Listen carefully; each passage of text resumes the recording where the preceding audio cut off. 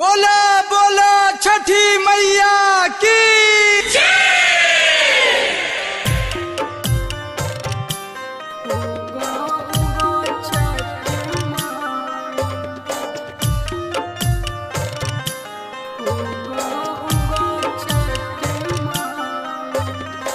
Music by Mimi Yadav.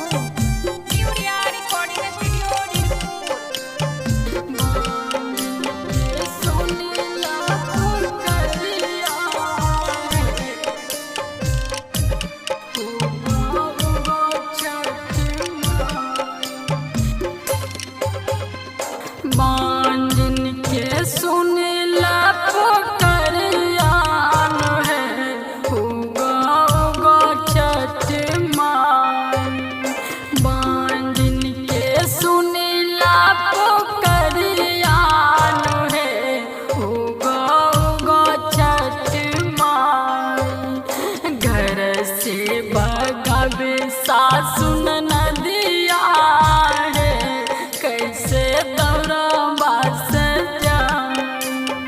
घर से बगावे सासुन नदिया आए कैसे दौड़वा सजाई। बांधन के सुनेला पुकरिया है उगा उगा छठ माई। बांधन के सुनेला पुकरिया है कैसे दौड़वा सजाई। तुही कहाँ मोरा छठी माइया है कैसे नारियल चढ़ाई। तुही कहाँ मोरा छठी माइया है कैसे नारियल चढ़ाई। बोला बोला छठी मैया की कैसे नारियल चढ़ाई।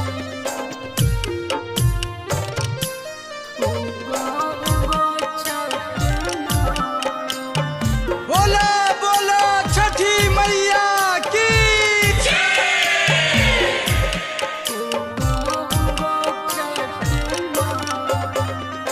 बायरा है जतन से उखवा लगवली उखवा लगाई छठी माई तोहर के मनवली।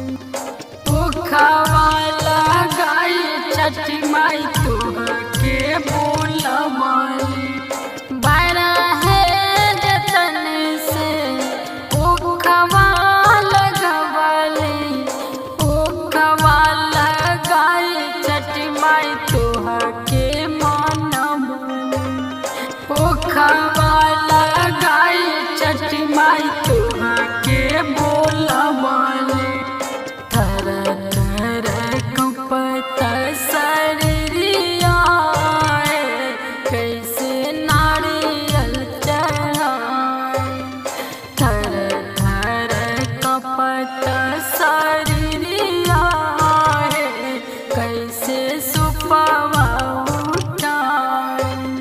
तुही कहाँ मोरा छठी माइया कैसे उखवा चढ़ाई।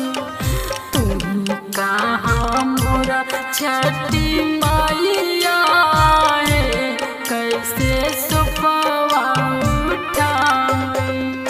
बोला बोला छठी मैया की कैसे नारियल चढ़ाई। उगा उगा छठ माई। बोला बोला छठी मैया की उगा उगा छठ माई।